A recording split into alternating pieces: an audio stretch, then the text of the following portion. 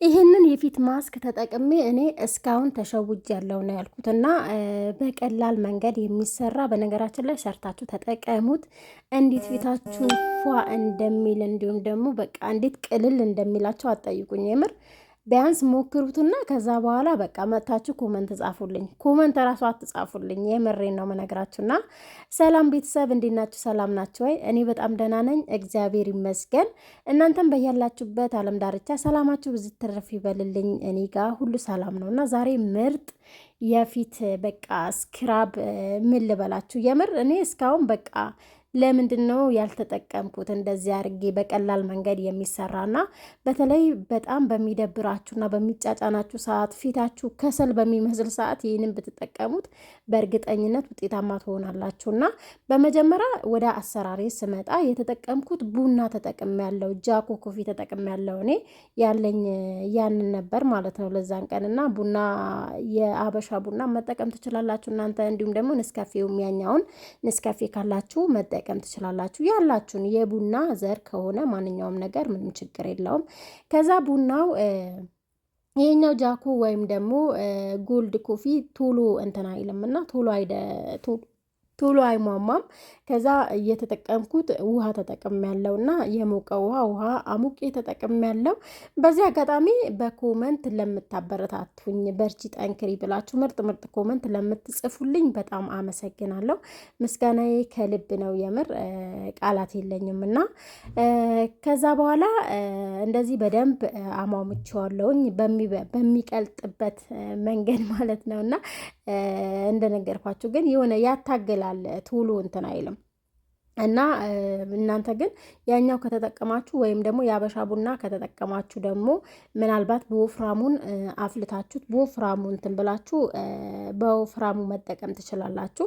እና ንስካፌ ካላችሁ ንስካፌ ምንም ችግር የለም። ንስካፌ ያኛው ንስካፌ ወዲያውኑ ነው የሚማማው፣ ብዙ ሰዓት አይፈጅም እና ይሄኛውን ብዙ ደቂቃ አይፈጅም ያናክል።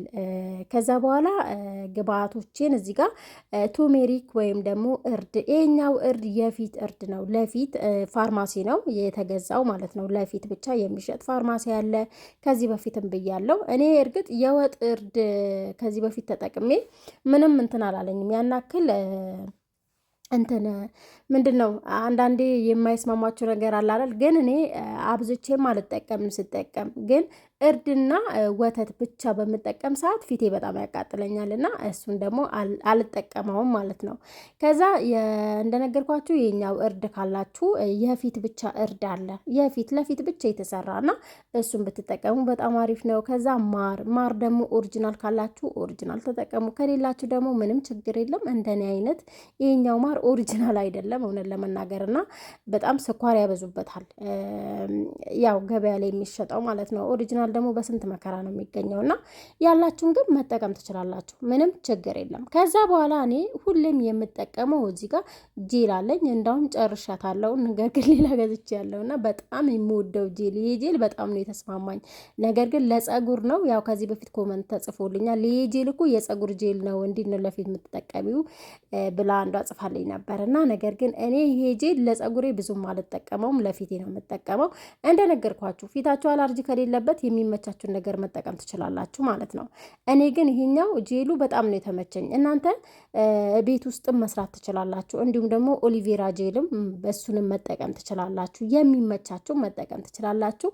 እውነቴ ነው የምላችሁ በቃ ምንም አይበላሽምም። ምንም የው ከተሰራ ራሱ የሰራሁት ከ3 ቀን በኋላ ነው። ዛሬ ራሱ ቪዲዮ እንደገና መቀርጽላችሁ የሰራው ቀን እንደዚህ በዛ አርጌ ስለሰራው በቃ በጣም ሰውነት ይዞ ነበር። አንዳንዴ ያው እኛ ሴቶች ስንሆን በብዙ ነገሮች ድብርት ሳታስቡት ድብርት ይጫጫናችኋልና በጣም ተጫጭኖ ነበር። እውነት ለመናገር ቀኔ ነው ያፈካልኝና በጣም ተመችቶኝ የተጠቀምኩት ነው። እዚህ ጋር እኔ ትንሽ እንደገና ጨመርኩበት። እንደነገርኳችሁ አብዝቼ ያለው ከሰውነቴን ጭምር ነው የሆነኝ ሙሉ ሰውነቴን ነው። ይሄ ትንሹ ብዙ ቦታ በቃ ለሰውነታችሁ ሙሉ ይሆናቸዋል እና ከዛ በትንሽዬ እቃ ይሄኛው ጨመርኩኝ ለፊቴ ወይም ደግሞ ለእናንተ ቪዲዮ የምቀርጽበት ብዬ ያስቀመጥኩት። ያኛው ግን ከሰውነቴም ጭምር ነው የታጠብኩበት። በቃ እንዴት ቀለል እንዳለኝ ቡና በነገራችን በነገራችን ላይ በጣም የሞቱ የቆዳ ሴሎችን ያነሳል። እንዲሁም ደግሞ ፊታችሁ እንዲበራ ነው የሚያደርገው እና በጣም ፍክት ያደርግላችኋል።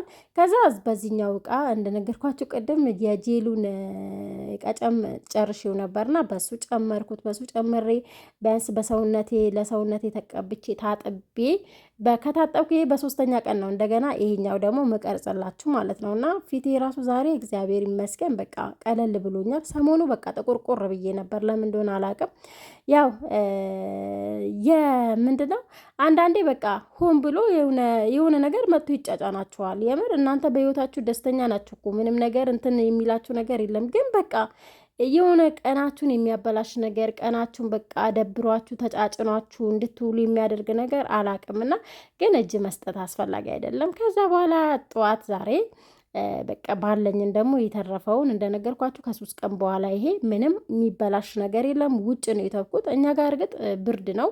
እንዲሁም ደግሞ የተጠቀምኳቸው ግብአቶች እንዳያችሁት ምንም የሚያበላሽ ነገር አይደለም ማለት ነው። እና እናንተ ባላችሁን መጠቀም ትችላላችሁ። ጄል ከሌላችሁ ምንም ችግር የለም። ቡናውን ወፈር አድርጋችሁ መጠቀም ትችላላችሁ። ከዛ ፊቴን እንደዚህ ጠዋት ስነሳ እውነት በቃ ፊቴ በቃ ፏ ብሎ በቃ ፍክት ብዬ ነው የተነሳሁት። እና በቃ ለምን ቪዲዮንም ስቀርጬ አለቀላችሁም ብዬ እንደዚህ ይሄኛው መሳጅ ማድረጊያ ፊት መታጠቢያ ነውና በጣም ነው የሚመቸው። በዚህ አጋጣሚ ብትገዙት በጣም አሪፍ ነው። ያን ያክል ውድ አይደለም። እኔ ብዙ ጊዜ ያው ቪዲዮ ስቀርጽ አልጠቀመውም እንጂ በጣም ምርጥ በቃ የፊት መሳጅ ማድረጊያ በጣም ነው የሚመቸው። ስትታጠበው ራሱ ልስልስ ነው የሚያደርግላችሁ። ይሄኛው እርግጥ ለህፃናትም የሚሸጥ ነውና ምንም ችግር የለውም። እናንተም ገዝታችሁ ብትጠቀሙት ማለት ነው።